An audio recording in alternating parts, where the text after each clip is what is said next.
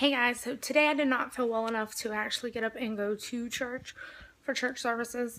Brandon took the little guys, actually all the kids, and I watched church online. That's a perk of going to a much larger church than what we've gone to in the past. I am working on September's budget. Hopefully, it will be a little less tight than what it has been. Do you guys love my little wispies? Okay, so quick side story. I used to have really straight hair, like my daughter Lainey does. And then every time I get pregnant and have a baby, including our miscarriage, after our miscarriages, every time my hair just gets curlier and curlier. My hairdresser just says it's a hormone thing, but I'm like, if I keep having babies, I'm going to have really curly hair. But my hair is not like evenly curly. It's like curly on one side and then it's like wavy on the other. The reason I'm whispering is because I have someone in the bed with me and he is so handsome. He has decided that nap time is not for him. So in order to get him to nap, I have to put him in bed or put him near me on the couch or something. And I tell him to close his eyes and he puts his hands over his eyes and it works for a little while and then he just dozes off into snooze land. So, he is the sweetest baby I have ever had. He was the best baby, y'all. I thought he was breaking me in half when I was pregnant with him because he laid transverse. So he laid across me instead of up and down, and it gave me really bad back pain, and I went to the chiropractor all the time. I went to spinningbabies.com because my doctor said that if I could get him in a better position it wouldn't hurt me so bad, and we tried everything, and finally my chiropractor did something one day and he went head down. Like I could feel him in the chiropractor's office, and we had a really cool relationship with that chiropractor, and his wife had babies, and so he was like feeling through my shirt, like trying to feel where he was laying, and he was like, he is so head down. He was like, and I was like, can you do anything and put me in labor? And he was like, no. He's like, I can make labor favorable, because I was having prodromal labor by that point, and everybody thought I wasn't progressing because his head wasn't head down. So I walked around at a 3 for probably about 6 weeks, which in the beginning it was like preterm labor. Everybody was freaked out about it, and then as I started getting closer to full term, they weren't as freaked out about it, but they wouldn't help me. And so I wasn't getting much sleep, and I was miserable, and I felt like my hips were breaking in half. You ever felt like that? Like you're wishboned, and you have people pulling on you, and you're just going to break in half? And I just remember telling Brandon that I could tell he was so much bigger than our other babies. So, and he was by 14 ounces. He is the largest baby to date. The next largest is Delaney at 7 even, and then Solomon at 6'15", but he was only 36 weeker, so he would have been the largest probably if he had gone full term. And then I had little teeny tiny petite Julianne was only 6'5", and Xander was in the 5s when we met him, low 5s. But he was a week old at that point. He had been losing weight, and they were trying to get him to gain the weight back. So, but this baby, y'all, if I could be guaranteed to have, if I could be guaranteed to have 5 more of him, I would do it in a heartbeat. He was my best nurser. He was my best sleeper as a baby. We co-slept, and he slept on one side of me, and he would just nurse in the middle of the night. When he was done, he would just let go, and then I could feel him like nuzzling around again, but he wouldn't cry, and I would like roll over so he could nurse on the other side. We side nursed a lot, And he was just a champ. He's a great nurser. So, I don't know what he did to his cheek. I'll have to ask Daddy. So that looks like a little scratch. So, but yeah, that's what I'm doing. Working on the budget. And watching him sleep. And I'm watching like trash TV in the background. It's Teen Mom, and Janelle keeps saying dramatically instead of drastically. It's every time she says it, it's like nails on a chalkboard. So Brandon is working on lunch for us. So the kids usually have whatever's convenient. Usually leftovers or sandwiches or something. And then Brandon and I, because we're older and we can wait a little bit longer, we usually don't have a good breakfast before we go to church. So we're usually a little bit more hungry than usual for lunchtime. He usually actually makes lunch. That we have Candlelight Communion tonight at our church. I'm going to try and rally and go to Candlelight Communion because communion is like my favorite service ever. Like, I didn't actually grow up in a church, but when my family attended church, we had communion every week, and I feel like it's kind of like a lost sacredness that a lot of people don't get to experience. So, Delaney and Julian both have given statements of faith and been baptized, so they are eligible for communion now. So our little boys will go to childcare, but our big girls will come with us. So no telling what you'll get on this vlog. We'll see. We are working on the budget today, so Steph and I just had a pre-budget meeting and went over some numbers, and now she's doing a little number crunching on her spreadsheet, and I have been tasked with knocking out lunch today, which I don't mind at all. I pretty much cooking is one of my favorite things to do, so I really enjoy cooking.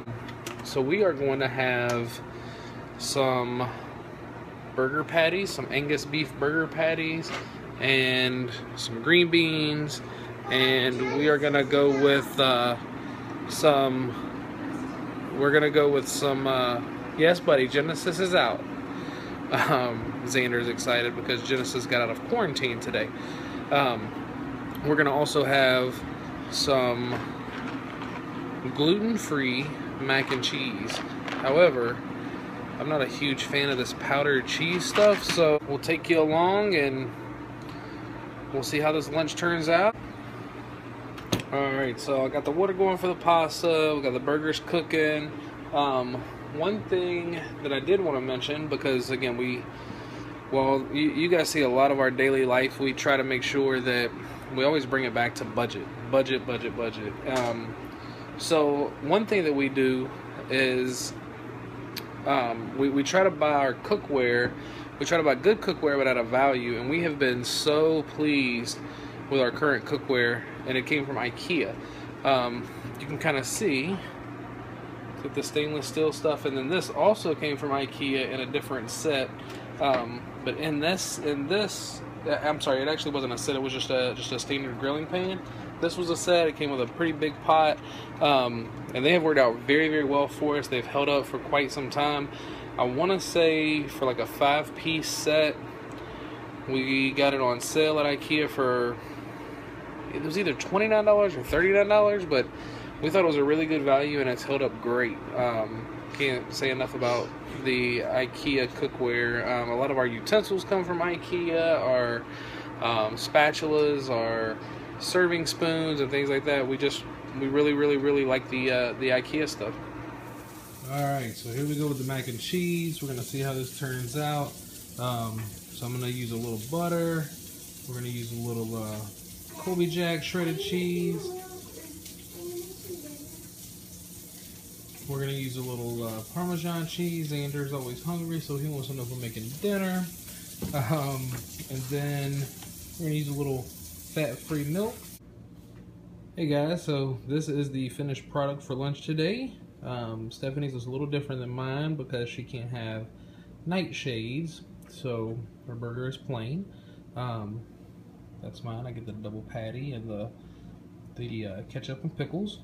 But I tasted the mac and cheese. Came out pretty good, if I do say so myself. Also throw a little chocolate on there for my booski. Hey guys, it's Brandon and Stephanie. He's driving. In the monsoon. In the monsoon. It is pouring down rain. They have downgraded Erica. She is just a tropical storm. And then I think the most recent thing said she wasn't even a tropical storm anymore. But we were getting lots of rain. So I think Erica is right here. Right here. Right here. Right there. So, we are on the way to evening service at our church. We're having candlelit communion, which I'm so excited about. We have not done communion with this church before, so I'm excited to see how they do it since the church is so large.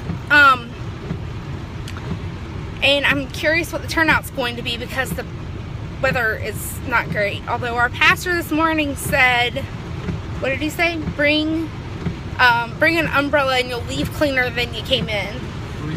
So, I did not go to church this morning like I told you. I watched it on the internet live. So, that was rather interesting. But I wanted to answer, well, one common question and one new question. So the common question is, what does Brandon do for work? The easiest way for me to explain it without disclosing his company and his job title is to say that he works for a financial institution and he is in fraud management. That's pretty much it? Yeah, I mean we can say that I lead a team of people. And we just try to make sure that if somebody has fraud on their account, they call us and we try to help them get their money back. That's it. So that's just the easiest way to explain it without making us feel uncomfortable with too many details. The other question I got was about my kids and chores. And I'm not really sure what exactly the person wanted to know about our chores. I'm not sure if they wanted to know about our chore system or which child does what. So I'm going to give you the key piece of advice that I was given years ago by one of my beloved friends who is a mommy of 12. She told me to give predictable jobs to the youngest child that is capable of completing them. So, something like setting the table is very predictable. You get out the same things every time. I mean, every now and then for a holiday you might have a change, but it's very predictable. Cooking is not very predictable. You know, for some reason your stove might be running hot, or the meat might be thinner than what you were expecting, or it might be drying out or something like that. So that is not a predictable task. So my friend told me to give all the predictable things away to children that I could, so that I could be used, me and my brain power and my time and talents could be used on things that are unpredictable, or things that are just not able to be completed by a child. We change chores out. We usually change them out in the fall, just like school year starts. And we usually have the child who is graduating from the chore teach the chore to the next child younger because they want to be done with the chore. So I hope that helps. I think it is way too loud for you guys to hear us. So we're going to sign off for tonight. I hope you had a great weekend with your family. And as usual, if you have any prayer requests, you know the 3 ways to do them. I've been putting them down in the box. But it's Facebook. Have you done your budget for September? Ours is almost done.